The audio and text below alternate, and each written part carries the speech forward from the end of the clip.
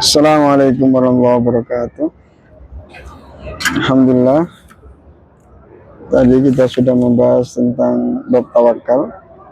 Sekarang kita membahas pada bab yang ke-8, yaitu babul istiqomah. Bab menjelaskan tentang istiqomah.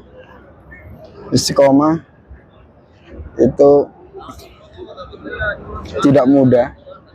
Istiqomah dalam berpegang teguh terhadap agama Islam itu berat dan sulit. Seseorang ketika sudah mengatakan sebuah kesaksian, saya bersaksi bahwa tiada Tuhan selain Allah dan Nabi Muhammad adalah utusan Allah. Berarti dia menyatakan apa? Saya meyakini, saya bersaksi, saya mengimani bahwa Tuhan itu hanyalah Allah, tidak ada yang lain.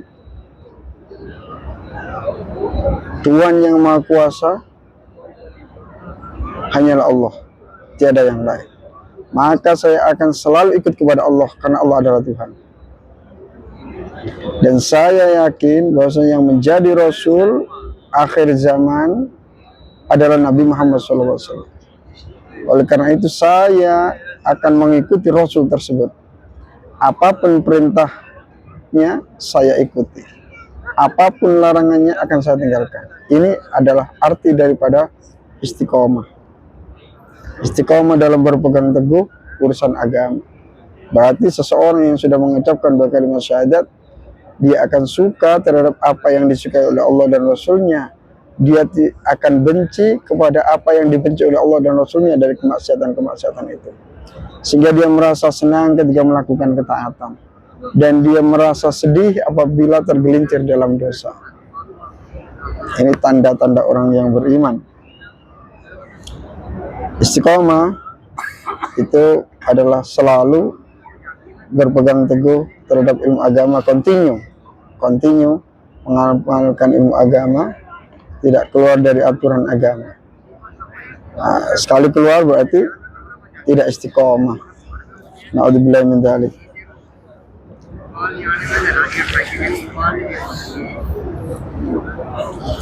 Qala Allah Ta'ala, Allah Subhanahu wa taala berfirman, innal ladzina, sesungguhnya orang-orang qalu yang mengatakan sapa alladzina rabbunallah. Rabbuna adapun Tuhan kami Allah adalah Allah. Tuhan kami adalah Allah. Allah adalah Tuhan kami, tidak ada yang lain, hanya Allah. Dari perkataan itu yang didorong dari hati, dari keyakinan yang paling dalam dari lubuk hatinya. Kemudian apa? Tsumastaqamu. Kemudian mereka beristiqomah selalu menjaga keimanan tersebut sampai ia kembali kepada Allah. Ia takut neraka, ia menghindari dosa, ia suka surga, ia suka ridha Allah, ia melakukan ketaatan. Orang yang seperti ini dia akan menghindari dosa-dosa. Maka apa? Tidak ada tuntutan nanti di akhirat. Tidak ada tuntutan di akhirat. Orang seperti ini tidak ada, nanti di akhirat tidak akan ada rasa takut. Karena di dunia dia sudah melaksanakan rasa takut tersebut dengan cara meninggalkan dosa-dosa. Nah, apa kata Allah? Fala khaufun, maka tidak ada rasa takut alaihim atas mereka, walahum, dan tidaklah mereka orang-orang itu yang zanuna bersedih, mereka tidak akan bersedih. Andai kata dia diberikan kekayaan itu dihabiskan untuk ketaatan kepada Allah, dijadikan untuk haji, untuk membangun masjid, untuk membangun majelis taklim, untuk membantu penyebaran agama Islam, untuk menolong fakir miskin, untuk menolong anak-anak terlantar, janda-janda tua, dan lain sebagainya. Andai kata dia diberikan kemiskinan, ya, mereka tidak sedih. Bahkan ketika mereka itu diberikan harta sedikit, mereka senang. Karena apa? Dengan harta sedikit tersebut, dia nanti di akhirat tidak terlalu banyak hisabnya. Tidak terlalu repot ditanya oleh Allah tentang kemana hartanya ia berikan. Tidak. Sehingga dia lebih mudah masuk surga karena tidak terlalu ribet tentang sidang-sidang urusan duniawi, dia tidak memiliki dunia. Ketika dia diberikan harta sedikit, dia bersabar. Anda hidup miskin, tidak masalah lah. Saya diberikan keimanan itu sudah luar biasa. Sebaik-baiknya hidup miskin saya paling 60 tahun, 70 tahun. Biarkan saya lalui hari demi hari, bulan demi bulan, minggu demi minggu, tahun demi tahun. Akhirnya nanti akan habis, saya kembali kepada Allah. Dan akan saya tunjukkan kesetiaan saya kepada Allah Subhanahu wa taala. Bahwa saya setia kepada Allah. Diberikan kenikmatan, saya sujud kepada Allah. Diberikan ujian yang berat, tetap saya setia sujud kepada Allah Subhanahu wa taala. Walahum yazunun, dan mereka tidak bersedih. Bahkan sebagian kekasih Allah itu ketika uangnya habis, tidak ada harta, dia senang. Karena ketika dia merasa apa? Ketika dia merasa uangnya banyak, sehat, dia seakan-akan di hatinya terbersit apa? Saya sudah cukup, saya tidak butuh berdoa. Dia bertawakal kepada hartanya. Dia sulit untuk menangis di waktu malam. Dia sulit untuk berdoa dengan sungguh-sungguh. Karena apa? Karena dia sudah merasa di zona aman. Akan tetapi ketika dia tidak diberikan harta, ada rasa kekhawatiran-kekhawatiran, ketakutan-ketakutan. Dia merasa kecil, merasa tidak bisa apa-apa, merasa butuh kepada Allah yang Maha Kuasa, sehingga dia selalu melakukan pendekatan-pendekatan sambil menangis, teriak memanggil Tuhannya, minta bantuan. Itu kenikmatan dalam kemiskinan yang tidak dirasakan oleh orang-orang kaya. Mestinya orang-orang kaya juga merasakan hal seperti itu. Karena apa? Sekaya-kayanya kita, tidak ada apa-apanya di hadapan Allah Subhanahu wa taala. Sekaya-kayanya kita, bisa saja dalam hitungan hari atau menit atau detik habis seketika. Jangan macam-macam.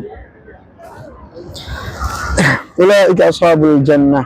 Adapun mereka adalah yang telah beristiqamah, berpegang teguh terhadap ajaran Allah. Ashabul jannah, yaitu orang-orang yang memiliki surga, khalidina, mereka abadi fiha di dalam jannah, jazaan, sebagai balasan, bima, disebabkan perbuatan-perbuatan kanu yang dulu mereka ada, ya'maluna, mereka lakukan. Jadi sebagai balasan dari apa yang telah mereka lakukan di dunia, dari sholatnya, ibadahnya, zikirnya, puasanya, sedekahnya, sehingga ia mendapatkan poin banyak dari pahala-pahala itu. Dia akan dimasukkan oleh Allah Subhanahu wa taala ke dalam surga. Seperti itu. Dia beristiqomah sampai apa? Sampai dia meninggal dunia, dia tetap berpegang teguh dengan dua kalimat syahadat. Man qala la ilaha illallah dakhala al-jannah. Akan tetapi ketika dia hendak meninggal, dia murtad, wal iyadu billah, na'udzubillah min dzalik, maka putuslah keistiqomahan agama itu. Ketika dia murtad, maka dia ada komitmen untuk tidak menyembah kepada Allah lagi selama-lamanya, maka dia akan masuk neraka juga selama-lamanya. Na'udzubillah min dzalik. Wa Nabi radhiyallahu anhu qala Rasulullah sallallahu alaihi wasallam, Rasulullah bersabda, qaribu wasaddidu. Qaribu, mendekatlah kalian semua, wasaddidu, dan kencangkanlah oleh kalian semua.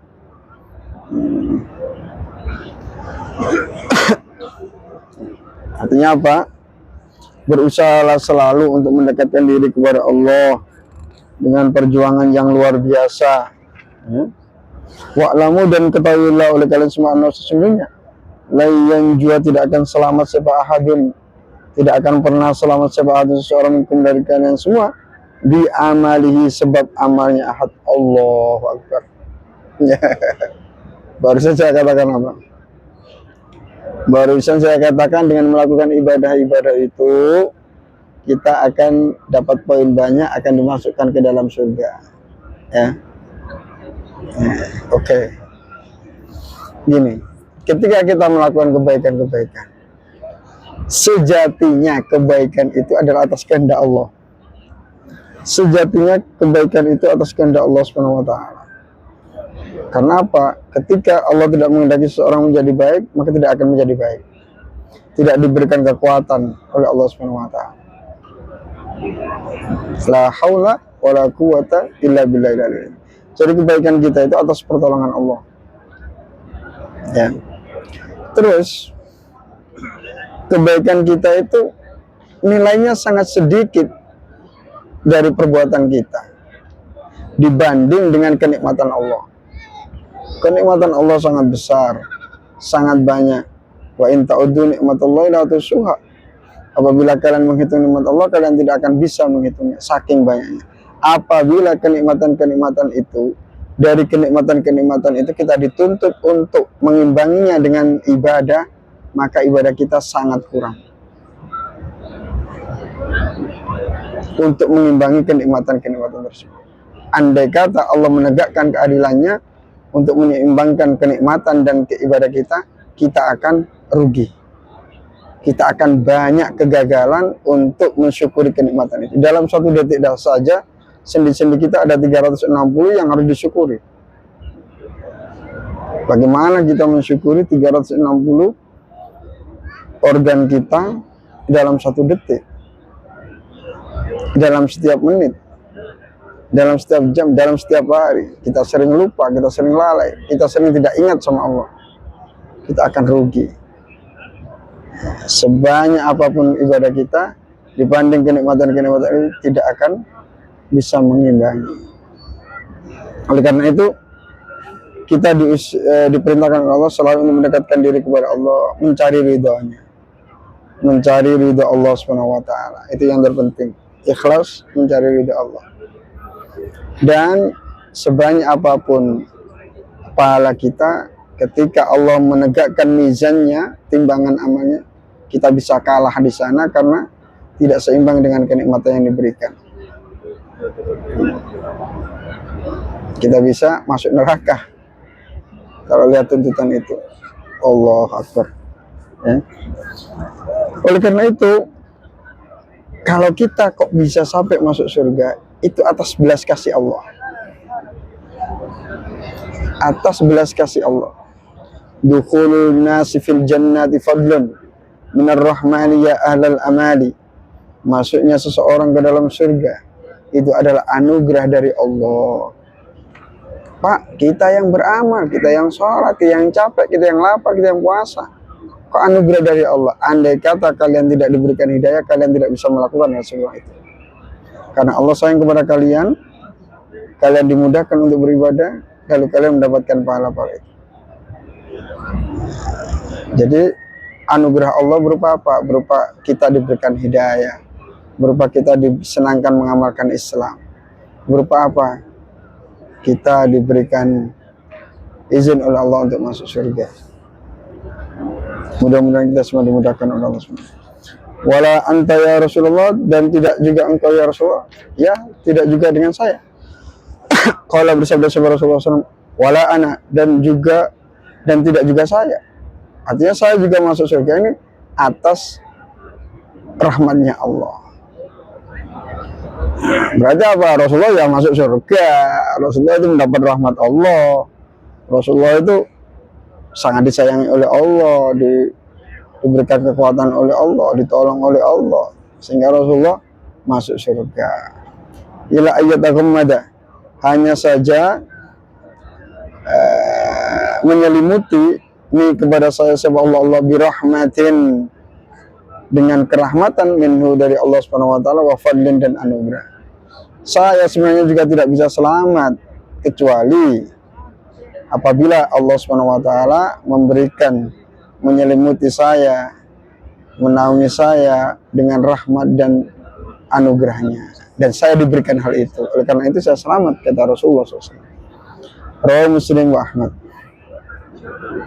Wan Abi Umar, dan diriwayatkan dari Abi Amrin Umar, wakilah yang dikatakan Abi Amrata Sufyan ibni Abdullah radhiyallahu anhu, berkata siapa Sufyan, qultu, saya berkata, ya Rasulullah, qul, katakanlah li kepadaku fil Islam, di dalam Islam, qalan, terhadap ucapan la as'alu, yang aku tidak akan bertanya, anhu, tentang hal itu, ahadan, kepada seseorang, ghairuka, selainmu. Ya Rasulullah, berikanlah saya nasihat tentang keislaman sehingga saya tidak usah bertanya lagi kepada orang lain. Ya Rasulullah, katakanlah kepada saya sebuah nasihat tentang Islam yang sehingga saya merasa cukup dengan nasihat itu, tidak bertanya lagi kepada orang lain. Qala, bersabda sahabat Rasulullah, kul, katakan, amantu, saya beriman kepada Allah, billahi, kepada Allah. Amantu, saya beriman billahi, kepada Allah. Semastaqim, lalu beristiqomalah dalam mengamalkan Islam. Katakan, asyhadu an la ilaha illallah, asyhadu anna muhammadar rasulullah. Udah. Lalu istiqomalah dalam mengamalkan Islam. Jangan sampai murtad, jangan sampai melakukan maksiat, jangan sampai meninggalkan ketaatan. Selesai. Ya, Allah meriwayatkan bahwa disebut semua Muslim wa Ahmad dan Imam Ahmad. Alhamdulillah. Mudah-mudahan kita berikan keistiqomahan untuk berpegang teguh terhadap kedua kalimat syahadat kita dan kepada agama Islam, ajaran Rasulullah SAW, hingga kita kembali kepada Allah SWT sampai nafas terakhir kita masih dan selalu meyakini asyhadu an la ilaha illallah asyhadu anna muhammadar rasulullah. Amin. Allahumma amin. Assalamualaikum warahmatullahi wabarakatuh.